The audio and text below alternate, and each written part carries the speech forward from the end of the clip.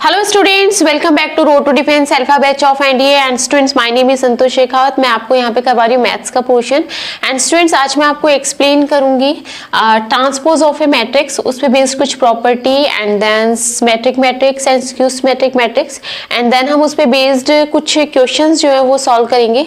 Students, मैंने आपको जो प्रीवियस क्लास है उसमें मैट्रिक्स, टाइप्स ऑफ मैट्रिक्स, उसके कुछ कॉन्सेप्ट आपको एक्सप्लेन किए थे।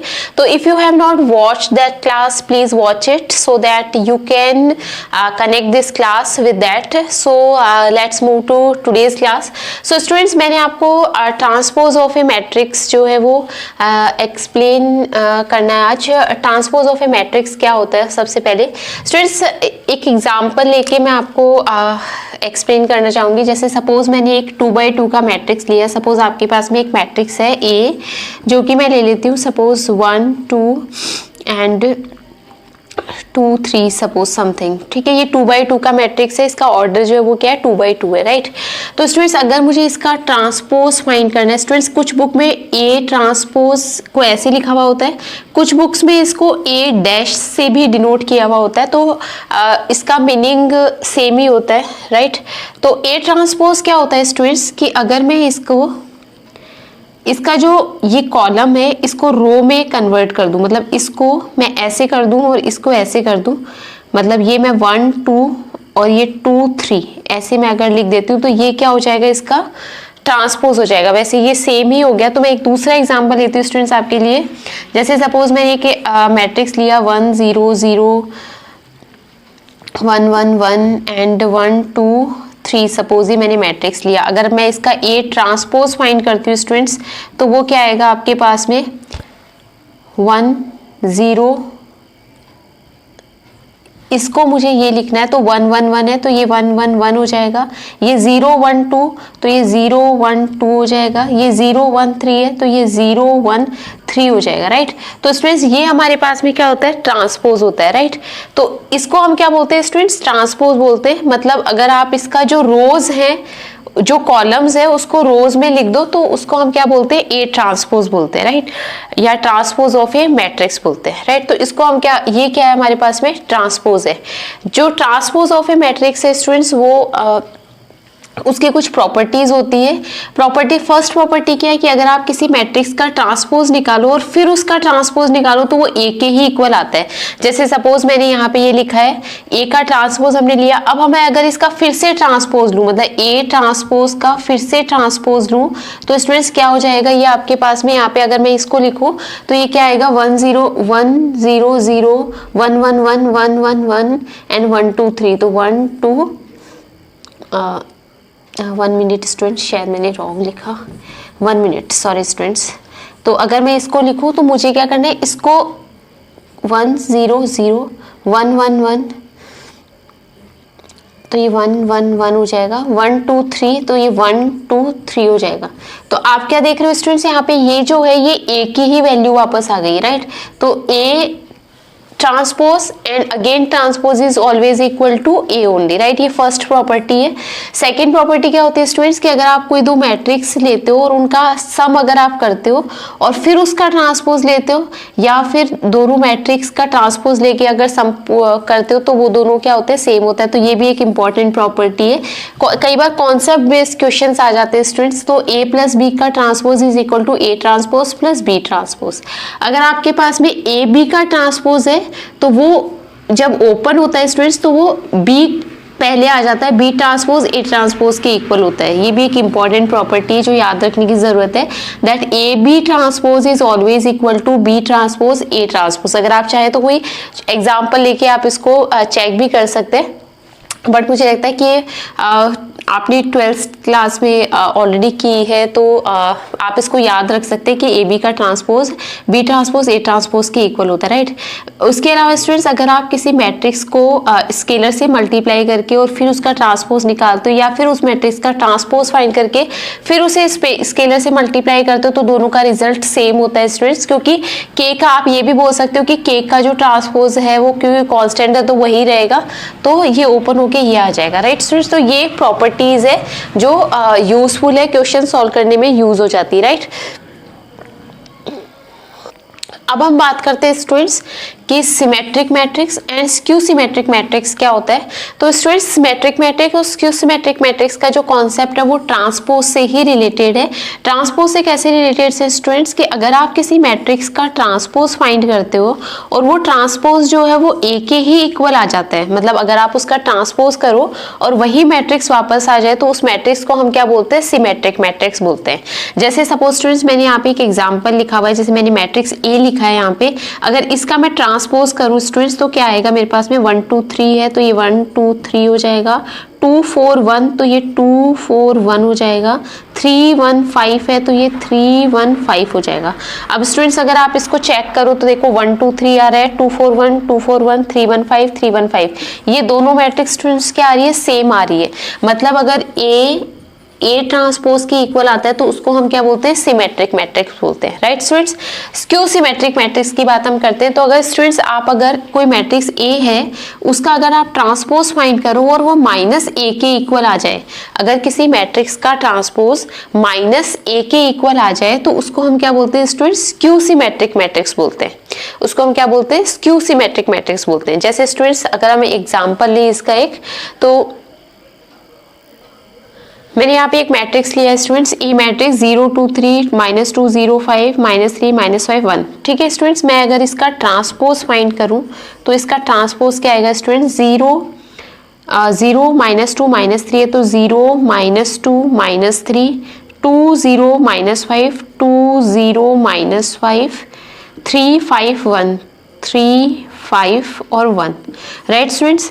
अब स्टूडेंट्स अगर मैं इस मैट्रिक्स को मैट्रिक्स ए से कंपेयर करूं तो देखो यहाँ पे ये 0 है, सॉरी स्टूडेंट्स यहाँ पे हम 0 ले लेते हैं, एक मिनट, इसका रीज़न मैं आपको भी बताऊंगी, राइट स्टूडेंट्स। तो हमने यहाँ पे क्या किया स्टूडेंट्स, 0 2 3 है, यहाँ पे 0 -2 -3 आ रहा है, मतलब साइन चेंज हो गया। 0 तो 0 होता है, उसका नेगेटिव से कोई फर्क नहीं पड़ता। -2 0 5 है, यहाँ पे 2 0 -5 है, मतलब जो साइन यहाँ पे है उसका अपोजिट साइन यहाँ पे आ रहा है, राइट। तो -3 आ रहा है, यहाँ पे 3 आ रहा है, -5 आ रहा है, यहाँ पे 5 आ रहा है, यहाँ पे 0 आ रहा है, यहाँ पे 0 आ रहा है। अगर इस मैट्रिक्स में से स्टूडेंट्स में माइनस साइन को बाहर ले लूँ, इस मैट्रिक्स में से मैं माइनस साइन को बाहर ले लूँ तो क्या हो जाएगा स्टूडेंट्स, माइनस ये 0 ये 2 हो जाएगा, ये 3 हो जाएगा, ये -2 ये 0 ये 5 हो जाएगा, ये -3 हो जाएगा, ये -5 हो जाएगा और ये क्या हो जाएगा, 0 हो जाएगा। अब स्टूडेंट्स ये मैट्रिक्स अगर आप देखो तो ए के ही इक्वल है, देखो सेम ए ही मैट्रिक्स आ रहा है, तो इसका मतलब ये -a के इक्वल आ रहा है। तो अगर किसी मैट्रिक्स का ट्रांसपोज -a के इक्वल आता है तो उसको हम क्या बोलते हैं, स्क्यू सिमेट्रिक मैट्रिक्स बोलते हैं। सिमेट्रिक मैट्रिक्स क्या होता है कि अगर किसी मैट्रिक्स का ट्रांसपोज जो है उस मैट्रिक्स के इक्वल आता है तो उसको हम सिमेट्रिक मैट्रिक्स, और अगर उसके -a का ट्रांसपोज जो है वो -a के इक्वल आता है तो उसको हम क्या बोलते हैं, स्क्यू सिमेट्रिक मैट्रिक्स बोलते हैं, राइट। तो students these are known as symmetric matrix and skew symmetric matrix. Skew symmetric matrix में स्टूडेंट्स डायगोनल एलिमेंट्स हमेशा 0 होते हैं। डायगोनल एलिमेंट्स जो होते हैं स्टूडेंट्स, स्क्यू सिमेट्रिक मैट्रिक्स जो है उसका डायगोनल एलिमेंट हमेशा 0 ही होता है। आप ये चीज याद रख सकते हो कि स्क्यू सिमेट्रिक मैट्रिक्स का डायगोनल एलिमेंट हमेशा 0 होता है, तो ये मैट्रिक्स जो है आपके पास में स्क्यू सिमेट्रिक मैट्रिक्स है, राइट स्टूडेंट्स। तो स्टूडेंट्स यहाँ पे मैंने आपको आज ट्रांसपोज ऑफ ए मैट्रिक्स, उस पे बेस्ड कुछ properties, then symmetric matrix, skew symmetric matrix का कॉन्सेप्ट जो है वो एक्सप्लेन किया है। तो स्टूडेंट्स मैट्रिक्स से रिलेटेड जो बेसिक कॉन्सेप्ट थे वो मैंने आपको एक्सप्लेन कर दिया अपनी प्रीवियस क्लास में और इस क्लास में। अब हम आगे determinant of A matrix and adjoint of A matrix, A inverse और ये सब हम पढ़ेंगे। बट उससे पहले आज हम एक क्वेश्चन जो है, जो एनडी एग्जाम में आया हुआ एक क्वेश्चन है, वो क्वेश्चन सॉल्व करते हैं एंड देन क्लास को फिनिश करते हैं। Okay students, so let's solve this question. Question is, if A and B are symmetric matrix, then which one of the following is true? इनमें से कौन सा true है? अगर A और B दोनों symmetric matrix है तो इनमें से कौन सा true है? AB is symmetric and A square plus B square is symmetric. अब students आपको अगर ऐसा क्वेश्चन सॉल्व करना है तो आप हमेशा ये याद रखो कि जब भी आपको इस तरह के क्वेश्चंस दिए जाएं तो आपको ऐसे एग्जाम्पल्स लेने हैं जिससे वो जो ऑप्शंस है वो डिस्कार्ड हो जाए, राइट। क्योंकि ए बी सिमेट्रिक मैट्रिक्स जो है वो हो सकता है कुछ ऐसे एग्जाम्पल हो जब सिमेट्रिक आए, बट कुछ ऐसे एग्जाम्पल ये बोल रहा है ऑलवेज ट्रू है, तो ऑलवेज ट्रू वाला हमें कॉन्सेप्ट देखना है। तो स्टूडेंट्स मैंने यहाँ पे दो मैट्रिक्स लिए हैं, ए मैट्रिक्स 1 2 2 7, ये सिमेट्रिक मैट्रिक्स है, हम देख रहे हैं ये सिमेट्रिक मैट्रिक्स है। बी एक मैट्रिक्स लिया है 2 3 3 1, ये भी एक क्या है, सिमेट्रिक मैट्रिक्स है, राइट। तो स्टूडेंट्स ये दोनों सिमेट्रिक मैट्रिक्स है। अब मैं इनका प्रोडक्ट ए बी फाइंड करके देखती हूँ कि वो क्या आता है। तो जब स्टूडेंट्स आप इस दोनों को मल्टीप्लाई करेंगे, मैं अच्छे से लिख देती हूँ इनको, 2 3 3 1, राइट। तो स्टूडेंट्स जब आप इनको मल्टीप्लाई करेंगे, इसको इससे मल्टीप्लाई करेंगे तो 2 एंड 2 3 से मल्टीप्लाई होके 6, तो आपके पास में यहाँ पे क्या आएगा स्टूडेंट्स 8 आएगा। इसको जब आप इससे मल्टीप्लाई करेंगे तो 3 एंड 2 5 आएगा। And then when you will solve this, 2 multiply by 2 4 and 7 multiply by 3 is 21. 21 plus 4 is 25. And जब आप इसको इससे मल्टीप्लाई करेंगे you will get 6 plus 7 means 13, right? ये आ रहा है आपके पास में। अब स्टूडेंट्स आप देख रहे हो कि this matrix is not symmetric, क्योंकि अगर आप इसका ए बी का जो ट्रांसपोज है वो अगर आप फाइंड करते हो तो 8 25 एंड 5 13 ये हमारे पास में आता है, जो कि उसके ए के इक्वल नहीं है। इसका मतलब ये मैट्रिक्स जो है वो सिमेट्रिक मैट्रिक्स नहीं है। तो इसका मतलब ऑप्शन ए जो है वो डिस्कार्ड हो जाएगा, ये रॉन्ग है। ऑप्शन ए बी जो है वो सिमेट्रिक मैट्रिक्स नहीं होगा, राइट। अब स्टूडेंट्स हम बात करते हैं सेकंड ऑप्शन की, जिसमें ए स्क्वायर प्लस बी स्क्वायर ये सिमेट्रिक है, ये आपको प्रूव करना है। तो इसी सेम एग्जांपल से हम देख लेते हैं एक बार। तो स्टूडेंट्स मैंने यहाँ पे ए मैट्रिक्स और बी मैट्रिक्स ए लिया था, और इसका जब हमने ए स्क्वायर फाइंड किया, मैंने ये लिख लिया है। तो ए स्क्वायर जब आप करोगे, मतलब इसी मैट्रिक्स को इसी मैट्रिक्स से मल्टीप्लाई करोगे तो आपके पास में ये आएगा। इस मैट्रिक्स को जब आप इसी मैट्रिक्स से मल्टीप्लाई करोगे तो आपके पास में ये आएगा। जब आप इन दोनों को मैट्रिक्स को ऐड करोगे स्टूडेंट्स, क्योंकि ये भी यहाँ पे सिमेट्रिक मैट्रिक्स ही आ रहा है, तो जब आप इसको ऐड करोगे स्टूडेंट्स तो अभी आपके पास में क्या आएगा, ये 18 and 25, this 25 and this is 63। तो ये भी हमारे पास में क्या आ रहा है स्टूडेंट्स, ए जो है अगर आप इसका ए स्क्वायर प्लस बी स्क्वायर और इसका ट्रांसपोज लेंगे तो भी आपके पास में 18 25 और 63 ये आएगा।